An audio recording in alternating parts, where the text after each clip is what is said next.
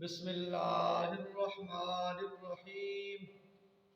मोहतरम नाज़रीन किराम, आज की इस वीडियो में हम आपको औरत को कैसे गुस्ल दिया जाता है, कैसे औरत को कफन पहनाया जाता है, उसका तरीका बताएंगे। औरत अगर फौत हो जाए तो उसको औरत ही गुस्ल देगी, मर्द औरत को गुस्ल नहीं दे सकता।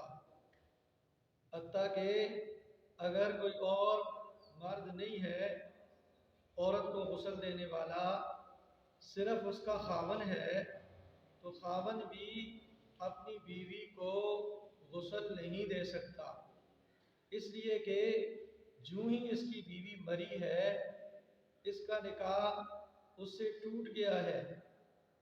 इसलिए अगर ऐसी सूरत पेश आ जाए तो उस सूरत में इस औरत को तयम्मुम करवाएंगे। तयम्मुम भी इस तरीके से करवाएंगे कि जो हाथ हैं उन पे दस्ताने लगा लेंगे, अगर दस्ताने न हो तो हाथों पे शापर चढ़ा लेंगे। शापर चढ़ाकर एक तरफ ऐसे ज़मीन पर लगाएंगे, या वो हर चीज़ जो ज़मीन की जिनस से हो, पत्थर है, रेत है, मिट्टी है, ये सारी चीज़ें ज़मीन की जिनस शुमार होती हैं। तो ज़मीन की जो जिनस है उस पे ऐसे एक ज़रब लगाएंगे, उससे औरत का जो चेहरा है उस पे मल देंगे। फिर दूसरी ज़रब लगाकर औरत के जो बाजू हैं यहाँ से लेकर यहाँ तक पूरा जो तयम्मुम का तरीका है जैसे, तो दोनों बाजुओं पर उसको तयम्मुम करवा देंगे। अब औरतें जब औरत को गुस्ल देंगी तो पर्दे में कमरे में ले जाएंगी, तख्ते पे लिटाएंगी और लिटाकर नाफ और घुटनों के नीचे तक मोटा कपड़ा बिछाएंगी। मोटा कपड़ा बिछाएंगी चूँकि औरत का औरत से पर्दा है, नाफ से लेकर घुटने तक ये औरत का औरत से पर्दा है। इस तरीके से फिर वही तरीका है जो तरीका मर्द को गुस्ल देने का हमने पिछली वीडियो में जिक्र किया है कि पहले इस्तिंजा करवाएंगे, फिर पूरा वुज़ू करवाएंगे, फिर उसके बाद जो दाएं तरफ है उसको ऊपर करके उसको धोएंगे, पाक करेंगे, फिर जो बाएं तरफ है उसको ऊपर करके दाएं को नीचे करके उसको पाक करेंगे, फिर उसके बाद ऊपर करके जो सर है उसको थोड़ा ऊपर करके पेट को हल्का हल्का मलेंगे।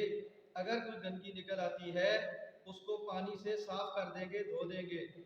इस और गुस्ल को दोबारा नहीं करवाएंगे और फिर जिस्म को तौलिए से साफ करेंगे और जो सजदे वाले आज़ा हैं उन आज़ा को खुशबू लगाएंगे, काफूर लगाएंगे। काफूर ऐसी खुशबू होती है कि जिससे कीड़े मकोड़े वो दूर भागते हैं।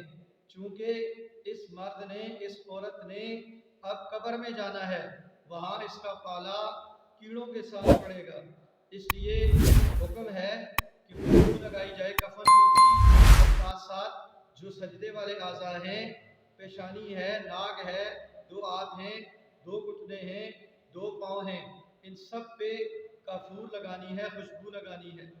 अब जब ये मामला हो गया तो जो औरत है उसके कफन के 5 कपड़े होते हैं। सबसे बड़ा जो कपड़ा होता है, पहला जो कपड़ा होता है वो होता है लिफाफा, जो सर से भी ज़्यादा है, पाँव से भी ज़्यादा है। दूसरा जो कपड़ा होता है औरत का वो होता है इज़ार, जो सर और पाँव के बराबर होता है। तीसरा कपड़ा औरत के कफन का कमीज होता है, घुटनों से जो इधर से कंधों से लेकर घुटनों के नीचे तक होता है। चौथा कपड़ा औरत के कफन का वो होता है फिरका, यानी एक कपड़ा होता है, कपड़े का टुकड़ा होता है जिससे औरत के सीनों को बांधेंगे।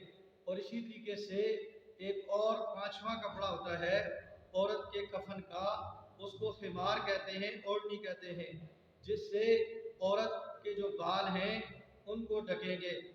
इस तरीके से 5 कपड़े होते हैं औरत के कफन के।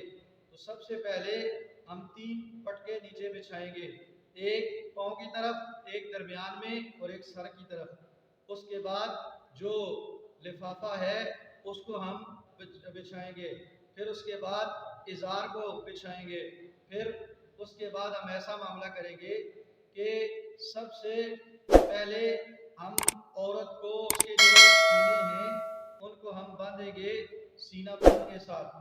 सीने जब बांध लिए तो अब उसके बाद जो औरत है उसको कमीज पहनाएंगे।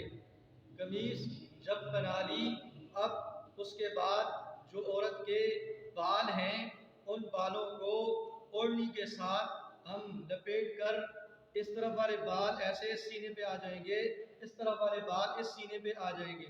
इस तरीके से ओढ़नी से औरत के बालों को छुपाएंगे।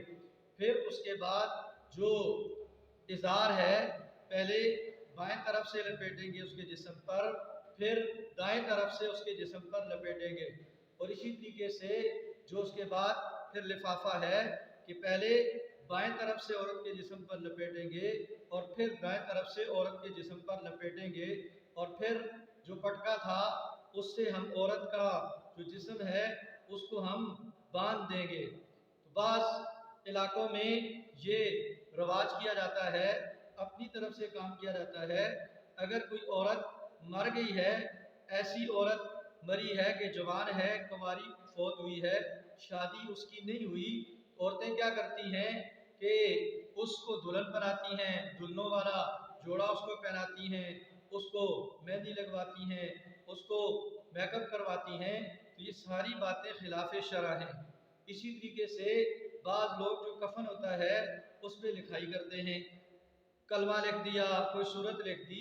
हालांकि ये मैयत जब फटेगा फूलेगा तो कफन की बेहुरमती होगी। कफन पे जो कलमा लिखा है, जो कुरान की आयत लिखी हैं